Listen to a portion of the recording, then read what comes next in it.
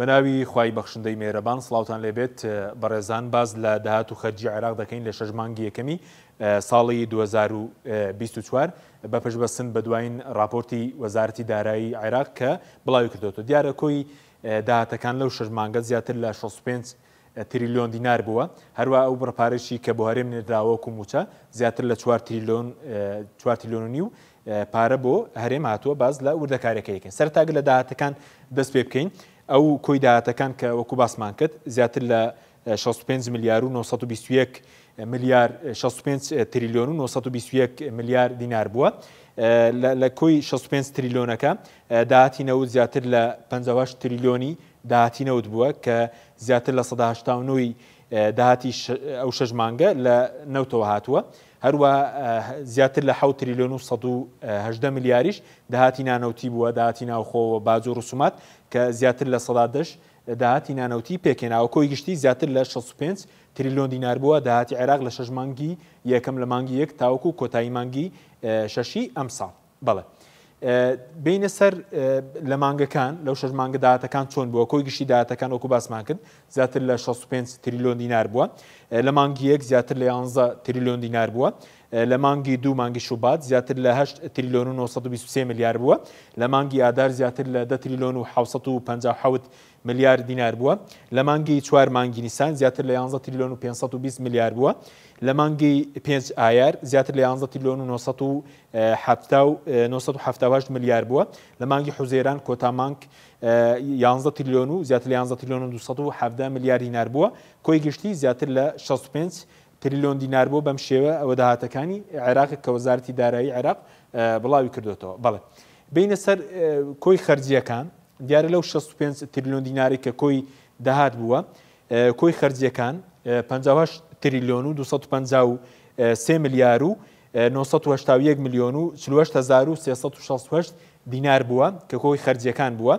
واتە زیادەی داهات زیاتر لە 7 تریلیۆن دینار زیادەی داهات بووە. کۆی گشتی داهاتەکان 65 تریلیۆن بووە بەڵام خەرجیەکان 58 تریلیۆن بووە، واتە زیاتر لە 7 تریلیۆن زیادەی داهاتە بووە لە 6 مانگی یەکەم. لە خەرجیەکان لەو 58 تریلیۆنە زیاتر لە 40 تریلیۆن و 433 میلیاری بۆ موچە ڕۆشتووە، موچەی فەرمانبەران، 28 تریلیۆنی موچەی فەرمانبەرانە، هەروە زیاتر لە 12 تریلیۆنیشی موچەی چاودێری کۆمەڵایەتیە کە تۆڕی پاراستنی کۆمەڵایەتی هەروە خاننشینان دەگرێتەوە. بە کۆی گشتی زیاتر لە 40 تریلیۆن بۆ خەرجی موچە ڕۆشتووە، هەروە زیاتر لە 15 تریلیۆن و 954 میلیاری نزیکەی 16 تریلیۆن دراوە بە پێشینەکان.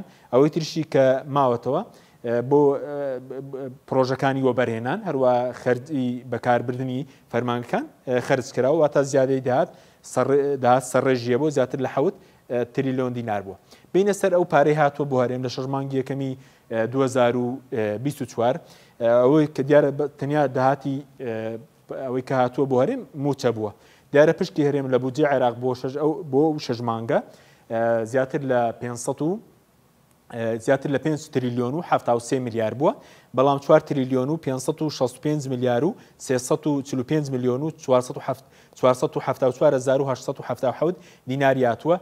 واتە بۆ ئەوەی کە هەرێم نەوتی تەسلیم نەکردووە 508 میلیار نهاتووە بۆ پارەی پرۆژەکان هەروە بۆ خەرجی فەرمانگەکانی حکوومەت، بەڵام ئەوەی کە هاتووە تەنیا بۆ موچەیەویش بەپێی بەرارەکەی دادگای فیدراڵیە کە زیاتر لە 4 تریلیۆن و 565 میلیار دینار بۆ موچەی موچەخۆران هاتووە. بەم شێوەیە ئەوەی کە بۆ فەرمانبەران هاتووە زیاتر لە 3 تریلیۆن و 591 میلیار و 65 میلیۆن و 67209 دینار بۆ موچەی فەرمانبەران هاتووە. موچەی چاودێری کۆمەڵایەتی کە دیارە هەم خاننشینان دەگرێتەوە هەم خاوەن پێراویستە تایبەتەکان و کەمەنداوان و کورتەباڵاکان ئەویش کە هاتووە لە 6 مانگدا 974 میلیار و 280 میلیۆن و 406,668 دینار بۆ چاودێری کۆمەڵایەتیاتەوە بە کۆی گشتی زیاتر لە 4 تریلیۆن نیو موچە بۆ هەرێماتووە لەو 6 مانگەدا. ئەو پارەی کە بۆ هەرێم هاتووە باسمان کە زیاتر لە 4 تریلیۆن و 565 میلیارە. ئەی هەرێم چەند تەسلیم کردووە لەو 6 مانگەدا؟ دیارە هەرێم ئەوەی کە تەسلیمی کردووە 230 میلیار و 175 میلیۆن و 416 هزاری تەسلیم کردووە، لە کاتێکە بە پێی یاسای ئیدارەی مالی دەبووایە زیاتر لە 2 تریلیۆن و 400 ملیاریان ڕاستی عێراق بە دواتر پشکەکەی هەرێم دەگەڕایەوە بۆ هەرێم بەڵێەوەی کە بینیتان داهات و خەرجی عێراق بوو لە 6 مانگ کە وەزارەتی دارایی عێراق بڵاوی کردوتەوە بەخوای گەورەتە ناسپێرین خواتان لەگەڵ